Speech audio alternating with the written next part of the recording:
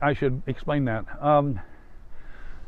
In 1954, Thor Heyerdahl, the great Norwegian explorer, had the wherewithal to man one of his father's ships, a freighter, and to come out to Easter Island, and it's called an Easter Island Project.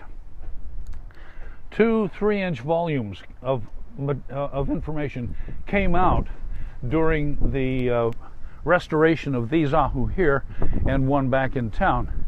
Well, the point is that he needed some archaeologists to validate what he was doing, and so he picked 4 different archaeologists, one from Chile, one from Norway, and 2 from the States. One of those 2 was Bill Malloy, who is here.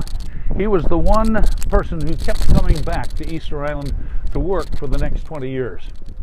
And he brought several grad student slaves with him, one of whom, Bill Ayers, excavated and restored that middle statue there, the one that doesn't have a hat. And he mistakenly got some carbon samples from underneath the fill of that ahu, and they dated at 690 AD. So that became, for a very short time, the date that Polynesians got here, because it's the oldest date they had on anything Polynesian. Well, I went over to stratigraphies because I'm a skeptical kind of guy, and I saw that the sample had come actually from a fire hearth underneath the rubble fill of the ahu. So it didn't date the construction of the ahu. It predates the construction of the ahu. Okay, so I saw, I know Bill Ayers very well. He's used some of the maps that I've made and all that kind of stuff. And it was a hard and bitter blow, I might add, to point out that here on your cross section, the charcoal is coming from below the ahu structure. Therefore, the ahu structure must be younger. And dang, but we don't have a date on it.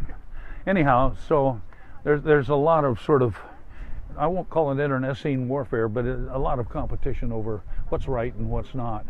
And remember, Charlie Love does not have a, what do I want to say, a dominance necessarily of truth and all of this stuff. You can present these things and they make up a pattern as far as I'm concerned, but maybe not to others.